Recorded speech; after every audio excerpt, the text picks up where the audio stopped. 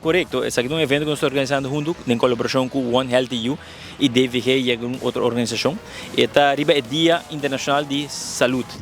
e Atividade Física, que nós logra de chegar junto para ser dia aqui, dia 6 de abril, e também tem um lugar aqui na Marabastowak, na Eagle Beach. Então, não, é completamente grátis, mas também é dia aqui não, for de 8 de manhã, tem o honor, e tem diferentes atividades que está tomando lugar para muita, para gente grande, para full família, completo. Também tem tentam de coi bebe, de coffee, de coi come também saudável, e tem diferentes atividades físicas que você que não completamente grátis esse dia aqui. E de mês com Ibiza nós está organizando algo para mim que aqui, de 7 de manhã, nós temos uma caminhada, um fun walk, que nós vai assim,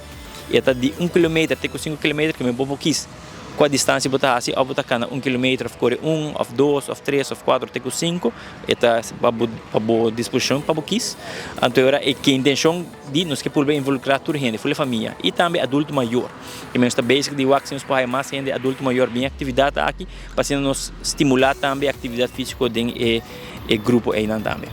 Correto, é o Dia Internacional de Atividade Física, que melhora e Ibiza sempre está fazendo atividade de promover o dia aqui, mas então junto com a organização aqui nós logra de organizar evento aqui completo com atividade física aqui na Eagle Beach.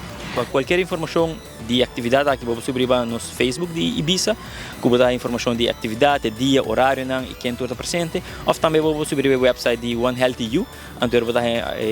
quem está toda a organização que vai presente, que hora, que quando hace, que quando duna, e a parte principal daqui está completamente grátis, que a comunidade completa por chega, tem atividade para muita, e o Wow Mobile também vai presente, com nos instrutores, que dão atividade para muita físico, recreativo, e nós temos parque aqui na mesa que tem diferentes coisas para muita caba, que me vou vir com gente da família, de 8 de manhã, tem o norte também tem atividade, mas se você quer participar também na caminhada e carreira, saída de 7 de manhã e deixa o queda para qualquer atividade aqui não.